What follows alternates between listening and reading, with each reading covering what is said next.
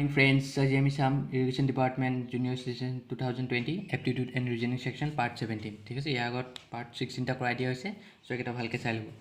So हम start करो हो, जल्दी। कितना ऐसे question तो? देखा वैसे, sum of 4 consecutive even numbers are greater than 3 consecutive odd numbers by 81. If sum of least odd and even number is 59, then find the sum of largest odd and even number. इतना अपने लगे ऐसा करो जानें एक consecutive টার্মটো কিয় use কৰিছে conjugative টাৰ্মটো কিয় ইয়াতো এনেও কো পাইলে sum of 4 even numbers are greater than 3 odd numbers by 81 so consecutive even নাম্বাৰছটো কিয় এড কৰিছে সো কনজুগেটিভটো হ'ল আপোনাৰ ধৰক যিকোনো ইভেন নাম্বাৰ এটা 24 পিছত একদম পিছত কি হ'ব 26 তাৰ পিছত কি হ'ব 28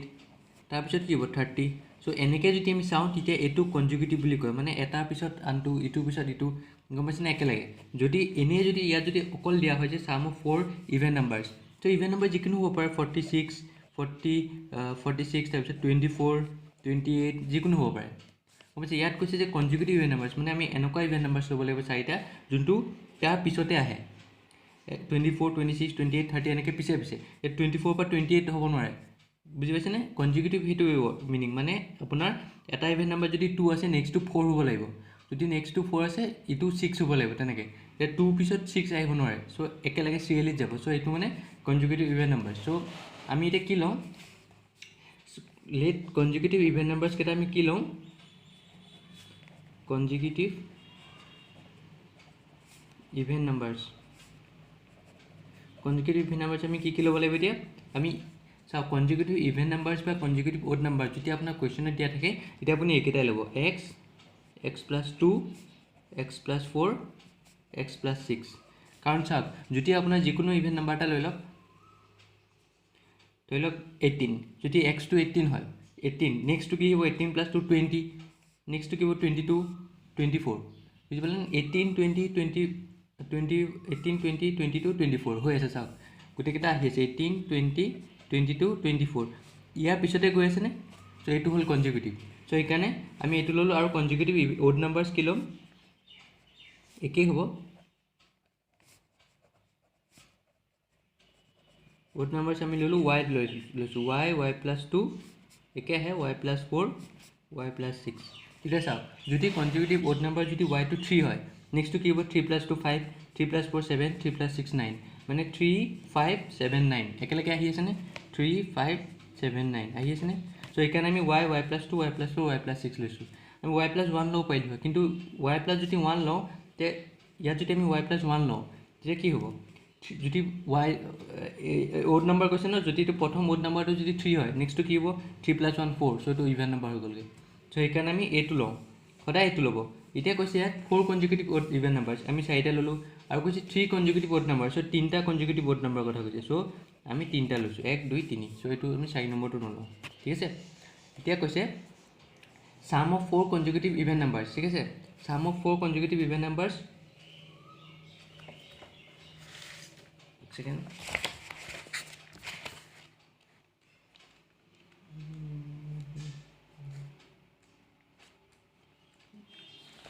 কি কোৱা হৈছে এতিয়া চাওক কোৱেশ্চনটো sum of 4 consecutive even numbers ন এটা আমাৰ ইভেন নাম্বাৰ কি আছিল x plus 2 x plus 4 আৰু x plus 6 একটা হল ইভেন আৰু অড কি আছিল y plus 2 y plus 4 আৰু y plus 6 মানে একটা অড হল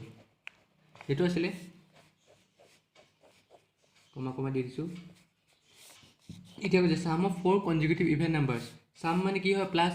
কাৰ প্লাস হ'ব 4 consecutive even number কেটা প্লাস হ'ব তো x hall plus x plus 2 plus x plus 4 plus x plus 6 are greater than 3 consecutive odd numbers আৰু হেকেটা odd number টুটকে গ্ৰেটাৰ হয় কিমানৰ গ্ৰেটাৰ হয় 81 মানে হেকেটা কি হ'ব odd number টুটকে 81 ৰ গ্ৰেটাৰ হয় odd number কি আছিল y plus 2 y plus 4 plus y plus 6 plus 81 হ'ব গম পাইছে মানে ইভেন নাম্বাৰ কেটা যোন কেটা আমি ইভেন নাম্বাৰ প্লাস কৰিলে যোন কেটা পাম হেকেটা অড নাম্বাৰতকে 81 বেছি হয় ইভেন নাম্বাৰ কেটা অড নাম্বাৰতকে প্লাস 81 বেছি হ'ব হল এটা আমি যদি সিম্পলিফাই কৰোঁ কি হ'ব x কেইটা আছে 1 2 3 4 সো 4x আহিলে কাৰণ গোটেইখিনি প্লাসে হৈ আছে তো 6 + 4 10 10 + 2 12 সো 12 হ'ল ইকুৱেল টু y কেইটা আছে 1 2 3 এটো আপোনাৰ দেই এটো 3 অড নম্বৰ হ'ব এটো সৰি এটো তিনটা কথা কৈছে 3 কনজিকিউটিভ অড নম্বৰ সো আগৰটো 4 আছিল কাৰণে আমি চাৰিটা ললো ইয়াত 3 আছে কাৰণে আমি তিনটা লম সো এটো নাহে লাষ্টটো নাহিব ঠিক আছে সো কেইটা আছে 1 2 3 তিনটা y প্লাস 4 5 6 প্লাস 81 হল ইয়াতো কি হ'ব 4x প্লাস 3y আছিল ইফালে গলে -3y equal to 81 plus 6 87 plus 12 ইফালে গলে -12 আহিলে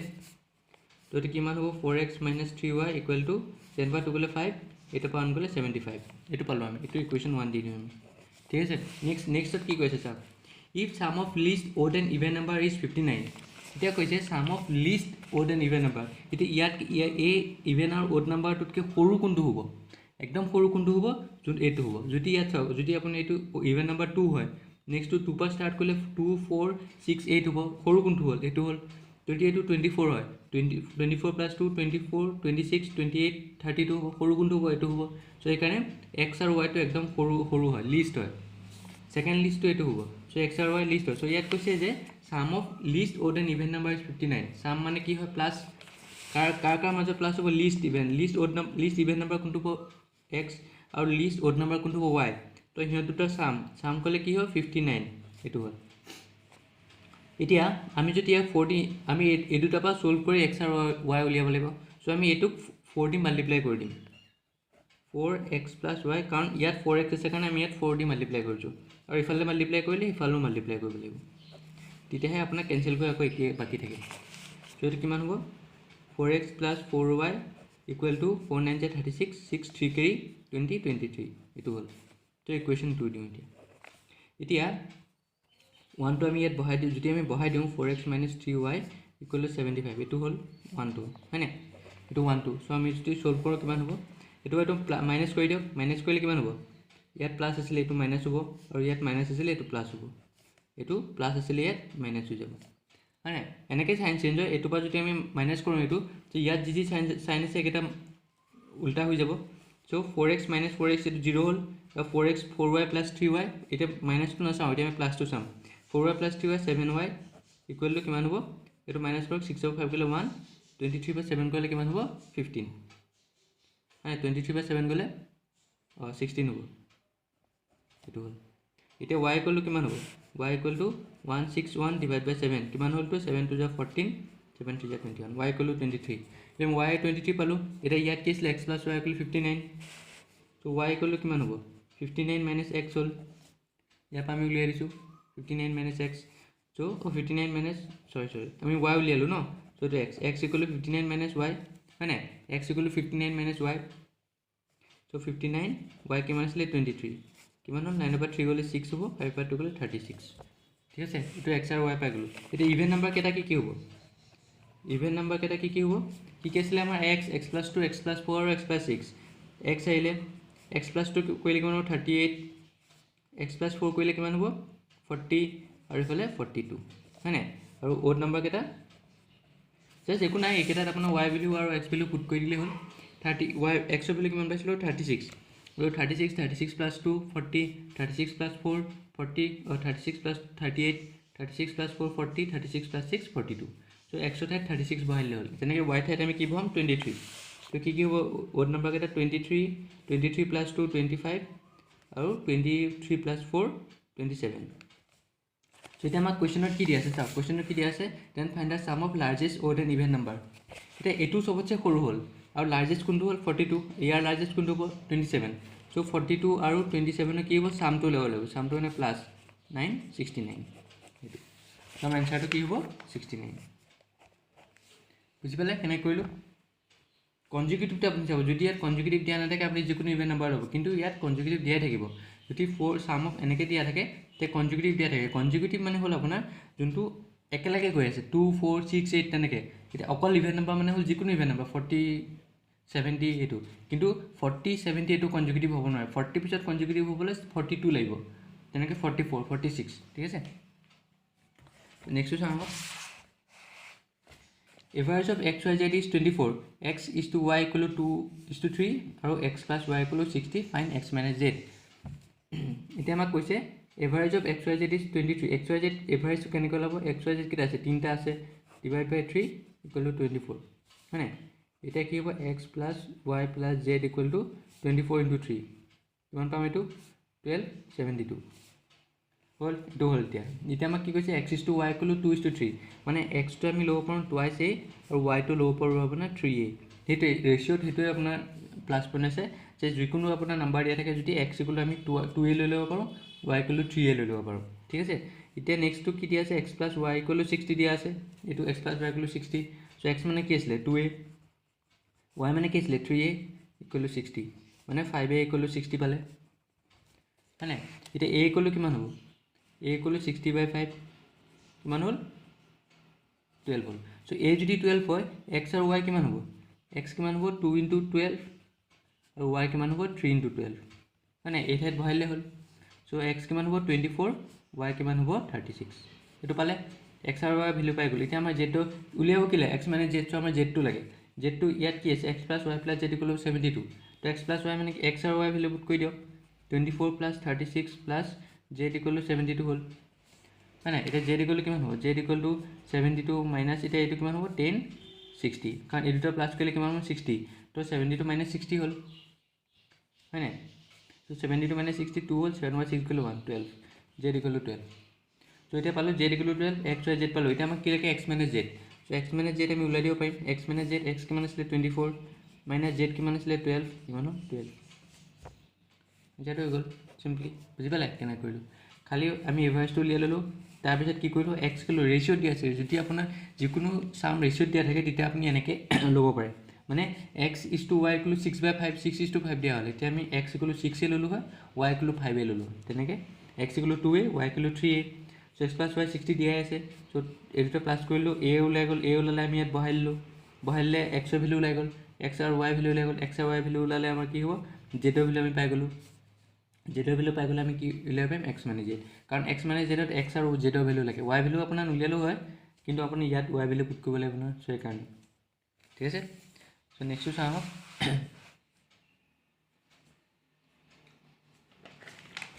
এইটো আপুনি ভালকৈ চাব দেই, এইটো অলপ বহুত ট্ৰিকি হয়, মই আপোনাক ভালকৈ বুজাই দিম। চাওক কি দি আছে, cost price of 2 article is same, cost price of দুটা আৰ্টিকেলৰ কষ্ট প্ৰাইচ একেই হয়, আৰু মানুহটোৱে প্ৰফিট কি পালে, tradesman got profit of 40% on first article, এটা প্ৰথম আৰ্টিকেলত সি 45% প্ৰফিট পালে, আৰু selling price of second article is 25% less than the first article. এতিয়া কৈছে চেলিং প্ৰাইচ অফ ছেকেণ্ড আৰ্টিকেলটোৰ যোনটো চেলিং প্ৰাইচ সেইটো 25% less than the first article হয়, then find overall profit percentage. এতিয়া কষ্ট আৰ্টিকেল 1 লৈ লওঁ আমি, আৰ্টিকেল মই আপোনাক বুজাবলৈহে এইটো কৈছোঁ দেই, এইটো আপোনাৰ পৰীক্ষাত এনেকৈ নিলিখিলেও হয়। আৰ্টিকেল 1 হ'ল, article 1 article 2, cost price of 2 article is same, so' আমি কষ্ট প্ৰাইচটো কি লওঁ, কষ্ট প্ৰাইচটো আপুনি এক্স ল'ব পাৰে বা আপুনি 100 ল'ব পাৰে, চ' এক্স ল'লে কি হয় আপোনাৰ চামটো বহুত লেন্দি হৈ যায়, চ' সেইকাৰণে আমি চিম্প্লিফাইৰ কাৰণে আমি 100 লৈ লওঁ, চ' বহুত কুৱেশ্যনত কষ্ট প্ৰাইচ 100 লয়, চ' সেইকাৰণে এইটো আপুনি 100 ল'ব পাৰে, কষ্ট প্ৰাইচ একে থাকিব। আৰু কি কৈছে প্ৰফিট পাৰ্চেণ্টেজ, আৰ্টিকেল 1ৰ প্ৰফিট পাৰ্চেণ্টেজ 1 বুলি মই এনেকৈ লিখিছোঁ, কিমান হ'ল 40%, চ' ইয়াৰ চেলিং প্ৰাইচ কিমান হ'ব, চেলিং প্ৰাইচ অফ 1ৰ কিমান হ'ব, যদি কষ্ট প্ৰাইচ জানো আমি প্ৰফিট পাৰ্চেণ্টেজ জানো, কি আছিলে ফৰ্মুলাটো 100 প্লাছ প্ৰফিট 1ৰ পাৰ্চেণ্টেজ ডিভাইড বাই 100 ইনটু কষ্ট প্ৰাইচ, এইটো আছিলে ফৰ্মুলা হে। চ' 100 প্লাছ প্ৰফিট কিমান হ'ব 140, 100 প্লাছ 40 140 ডিভাইড বাই 100 ইনটু কষ্ট প্ৰাইচ কিমান হ'ব 100, চ' আমি কিমান পালোঁ 140, চেলিং প্ৰাইচ 1 আমি পালোঁ 140, ঠিক আছে। এতিয়া কি কৈছে নেক্সটটো চাওক, প্ৰফিট অফ 40% ফাৰ্ষ্ট এইটো উলিয়ালোঁ, selling price of second article, এতিয়া ছেকেণ্ড আৰ্টিকেলৰ চেলিং প্ৰাইচটো 2 দিছোঁ, is 25% less than the first article, first আৰ্টিকেলটো যিমান হয় তাৰ 25% লেছ হয়, ফাৰ্ষ্ট আৰ্টিকেলটো কিমান হয় 140 কি হ'ব 25% লেছ হ'ব, 25% অফ 140, বুজি পালে কথাটো। যে ছেকেণ্ড আৰ্টিকেলটোৰ যোনটো চেলিং প্ৰাইচ হয় সেইটো ফাৰ্ষ্ট আৰ্টিকেলটোৰ যোনটো চেলিং প্ৰাইচ সেইটোতকৈ 25% লেছ, এতিয়া অকল 25% অফ 140 কৰিব নোৱাৰোঁ নহয় আমি, চ' সেইকাৰণে ক'ৰবাৰ পৰাতো লেছ হ'ব লাগিব, ক'ৰ পৰা লেছ হ'ব 140 পৰা, চেলিং প্ৰাইচ 1ৰ পৰা, তো চেলিং প্ৰাইচ 1ৰ পৰা কৈছে, চেলিং প্ৰাইচ 1ৰ পৰা, চেলিং প্ৰাইচ 2 চেলিং প্ৰাইচ 1ৰ পৰা 25%টো লেছ হয়, 25% কিহৰ ওপৰত যাব, ইয়াৰ ওপৰতে, যোনটোৰ ওপৰত আমি মাইনাছ কৰি আছোঁ, ঠিক আছে। সেইটো কিমান হ'ব 140 মাইনাছ 25 by 100 into 140 হল বুঝিলে এতিয়া এটো 0 0 ক্যান্সেল হল 5 2 যা 10 5 5 যা 25 2 7 যা 14 এটা 140 মাইনাস কিমান হ'ব 7 5 যা 35 কিমান হলো 3 বাৰ হৈ গলে 5 105 সো সেলিং প্রাইস 2 আমি উলালো 105 বুঝিলে এখিনলৈকে বুঝিলে কস্ট প্রাইস কি কৰিলে আমি কস্ট প্ৰাইস একেই আছিল সো একানে আমি 100 ললো x লো পাৰে কিন্তু যদি আপুনি ইয়াত x লয় তেতিয়া ইয়াত আপোনাৰ কস্ট প্ৰাইস x আহি যাব ইয়াত আকৌ আপোনাৰ কিমান হ'ব আকৌ এটো আপোনাৰ কেনসেল না যাব সো একানে কিমান হ'ব এটো 7 by 5x হৈ যাব 7 by 5x আকৌ আপুনি ইয়াত 7 by 5x মাইনাস কৰিবলৈ সো এটো অলপ দীঘল হৈ যায় সো একানে মই কি কৰিছো সিম্পলিফাই কাৰণে আপুনি 100 লৈ লৈছো 100 ললে কি হয় ইয়াত আপোনাৰ কেনসেল কৰি 140 থাকি যায় তাত ভ্যালু এটা পাব কিন্তু ইয়াত আপোনাৰ যদি x লয় ইয়াত 7 by 5x হ'ব x ৰ এটা আহি যাব আকৌ সো একানে আমি 100 লৈছো সো 100 হল প্রফিট 1% কিমান দিছিলে 40% সো সেলিং প্রাইস 1 তো কি হ'ব আমি এটো ফর্মুলাটো জানো এটো ফর্মুলা মনত থব দেই সেলিং প্রাইস কস্ট প্রাইস এটো ফর্মুলা ইম্পর্টেন্ট হয় তো এইটো ফর্মুলা আমি কি উলিয়ালো সেলিং প্রাইস উলিয়াইলো 1 তো এতিয়া কস্ট প্রাইস তো একে দিয়া আছে সেলিং প্রাইস 2 কথা কি কৈছে যে যোনটো সেলিং প্রাইস 1 হয় এটো আর্টিকেল 1 ৰ মানে যোনটো সেলিং প্ৰাইস এটোতকে 25% লেস হয় এটা আৰ্টিকেল 1 ৰ সেলিং প্রাইস কি 140 140 কে 25% লেস হয় 25% আকৌ কি হ'ব যাব সোপা মাইনাস কৰি এটো ওপৰে যাব সো 105 এটো 105 সো এতিয়া টোটাল সেলিং প্ৰাইস কিমান হ'ব টোটাল সেলিং প্ৰাইস আমি কি উলিয়াব পাৰিম 140 প্লাস 105 কিমান হ'ব 54245 হল টোটাল কস্ট প্রাইস কিমান হ'ব 100 দুটা আছিল 100 প্লাস 100 200 হল এতিয়া আমাক কি উলাব লাগে প্রফিট পার্সেন্টেজ তো আমি ফর্মুলাটো জানো selling price equal to 100 plus আকৌ এটো ফর্মুলা ইউজ হ'ব প্রফিট পার্সেন্টেজ বাই 100 ইনটু কস্ট প্রাইস হয়নে এতিয়া এটো কৈ দিওক সেলিং প্রাইস কিমান হল 245 equal to 100 plus profit percentage divided by 100 into cost price কিমান হ'ব 200 এটো হল 100 দিয়া ক্যান্সেল কৰি পায় 200 এটো কুটি পাৰ্ট হেই হৈ আছে তো 200 সো 2 টু মাল্টিপ্লাই আছে ইফালে গলি কি হ'ব ডিভাইড হ'ব 245 by 2 equal to 100 plus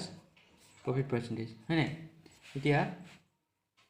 এটো যদি আমি ক্যান্সেল কৰো কিমান হ'ব 2 1 যা 2 2 2 যা 4 2 যা 4 হল 5 হল 2 যা 4 10 2 5 যা 10 equal to 100 plus profit percentage ঠিক আছে 122.5 plus 100 আছে minus 100 কৰিলো plus profit percentage এটা এটো কিমান হ'ব profit percentage equal to minus কৰিলে কিমান হ'ব 22.5 থাকিব 22.5% এটা এটো চাওক ইয়াত आंसर কি দিয়া আছে আপোনাৰ এনেকে দিয়া আছে সো এটো আমি কি কৰিম আপুনি অপশন কেটা ভালকে চাই লব অপশনত আপোনাৰ পয়েন্টত দিয়া নাই সো ইয়াপা পয়েন্ট ইয়াপা আপুনি উলিয়াব পাৰে মই দুটা মেথড দেখাই দিম ইয়াপা উলিয়াব পাৰে বা এখিনি নকৰি আপুনি ইয়াত যে যোনটো আছে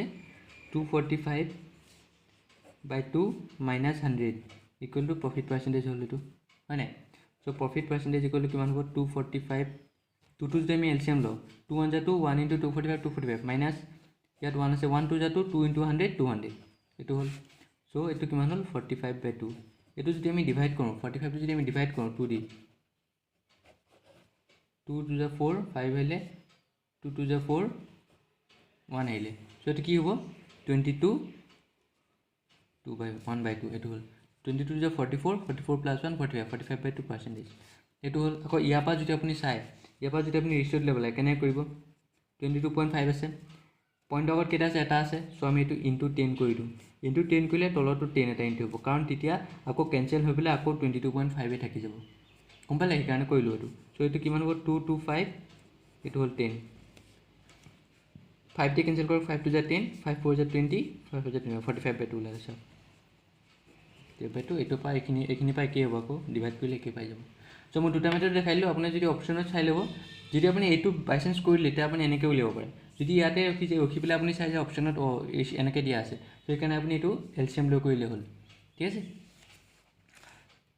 সো আজি এটো হল কিমান হল আনসাৰটো 22.5 এটো দিয়া আছে সো বুজি পালে কি কৰিলো জাস্ট খালি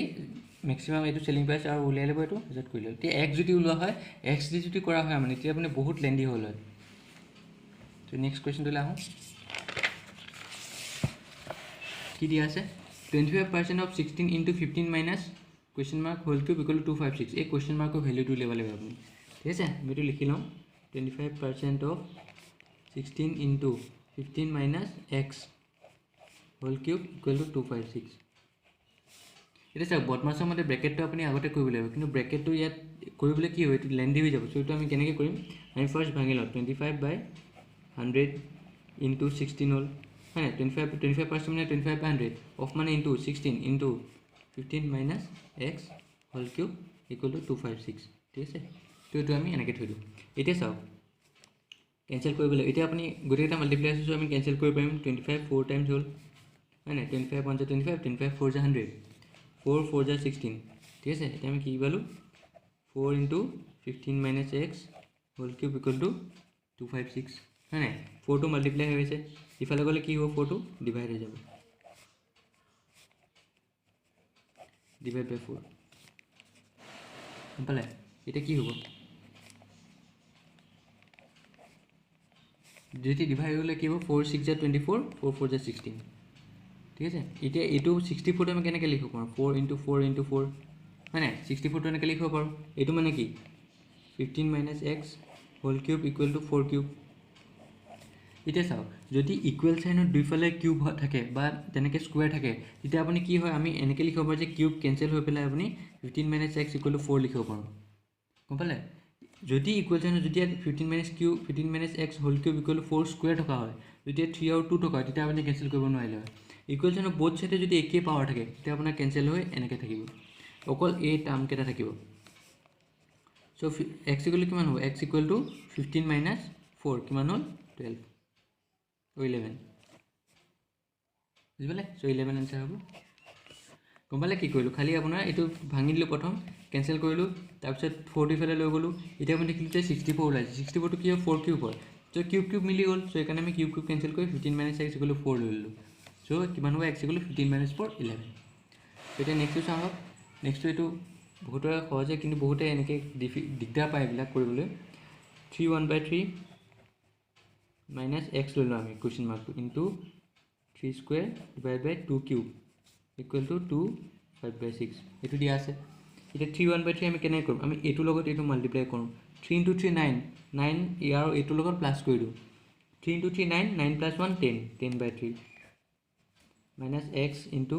3 স্কুৱেৰ মানে 9 হ'ল, 3 × 2 কিউব মানে 2 × 2 × 2, 8 হ'ল, ইকুৱেল টু আকৌ এইটো কি কৰিম, 6ৰ লগত 2টো মাল্টিপ্লাই কৰি দিওঁ, 6 × 2 12, 12ৰ লগত 5টো প্লাছ কৰক, কিমান হ'ল 17, তেনেকৈ কৰে। এই দুটাৰ লগত প্লাছ ইনটু কৰে, আৰু ওপৰটোৰ লগত যোনটো ভেলু হয় সেইটো ওপৰটোৰ লগত প্লাছ কৰি দিলে হ'ল। এইটো মাল্টিপ্লাই হৈ আছে, এইটো ডিভাইড। চ' এতিয়া কি কৰিম, 10/3 মাইনাছ 9x বাই, ভালকৈ লিখি দিছোঁ, 17/6। এতিয়া চাওক, এতিয়া এক্সহে লাগে, আমি এক্সটো আমি ইফালে লৈ গ'লোঁ, এইটো ইফালে লৈ আহিলোঁ। কেনেকৈ আনিম, 10/3 আহিলে, প্লাছ 17/6 আছিলে, মাইনাছ 17/6 হ'ল, ইকুৱেল টু মাইনাছ 9x/8 আছে, ইকুৱেল চাইনৰ ইফালে গ'লে প্লাছ 9x/8 হৈ গ'ল। এতিয়া ইয়াৰ এলচিএম কিমান হ'ব, 3 আৰু 6 লৈ লওক, 3 1 × 3, 3 2 × 6, 6 হ'ব। তো 6 যদি হয়, 3 × 6 কেইবাৰ হ'ব, 2 টাইমছ, সেই 2 × 10 20, 6ক 6 কিমান হ'ব, 1 টাইমছ 1 × 17 17, ইকুৱেল টু 9x/8 হ'ল। এইটো কিমান হ'ব, 20 - 17 3/6 ইকুৱেল টু 9x/8, এইটো হ'ল। এতিয়া 3 2 টাইমছ হ'ব 1/8, চ' এইটো ক্ৰছ মাল্টিপ্লাই কৰি দিয়ক। এতিয়া ক্ৰছ মাল্টিপ্লাই কৰিলে কি হ'ল, 8 × 1 8 হ'ল, আৰু 9 × 2 18, এইটোৰ লগত এইটো এনেকৈ ক্ৰছ মাল্টিপ্লাই কৰি দিছোঁ, ঠিক আছে? চ' 8 equal to 18x, so' x equal two কিমান হ'ব, 18টো ডিভাইড হৈ মাল্টিপ্লাই হৈছিলে, এইফালে গ'লে কি হ'ব, ডিভাইড হ'ব, 8/18 কিমান হ'ল, 2 4 যায় 2 9 যায় 18, 4/9, বুজি পালে কথাটো কি কৰিলোঁ? খালি এইখিনি আপুনি উলিয়াবলৈ ভালকৈ, এইখিনি লেন্দি হৈছে, কিন্তু এইটো প্ৰচেছ আপোনাৰ কি হয়, এতিয়া চাওক, মই এইটোৰ পৰা আপুনি ইয়াত কুৱেশ্যনটো দিয়া আছে, আপুনি ডাইৰেক্ট কোনটো ষ্টেপ যাব পাৰে, এইটো ষ্টেপ ডাইৰেক্ট যাব পাৰে, ঠিক আছে? এইটো ষ্টেপ ডাইৰেক্ট যাব পাৰে। এইটো ষ্টেপ যোৱাৰ পিছত আপুনি এলচিএম, এইটো ষ্টেপত আপোনাৰ ডাইৰেক্ট মাইনাছ কৰি দিলে হ'ল, ঠিক আছে? চ' এই ষ্টেপ আপুনি স্কিপ কৰিব পাৰে, কাৰণ কি হয়, মই বুজাবলৈ ধুনীয়াকৈ লেন্দিকৈ কৰাই দিছোঁ। এইটো নহয় যে আপুনি এক্সামত এনেকৈ কৰিব লাগিব। যদি প্ৰেক্টিছ থাকে, আপোনাৰ ডাইৰেক্ট এইটো ষ্টেপৰ পৰা এনেকৈ আপুনি গৈ পেলাই, খুব বেছি আপোনাৰ 20 ছেকেণ্ড বা 30 ছেকেণ্ড লাগিব এইটো উলিয়াবলৈ এনচাৰটো, ঠিক আছে? সেইকাৰণে প্ৰেক্টিছ কৰক। মই ইয়াত কৰি দিছোঁ কাৰণ আপোনাক বুজাবলৈ লাগিব, যে সেইকাৰণে অলপ বেছিকৈ কৰি দিছোঁ। একচুৱেলি 4/9 ওলাল,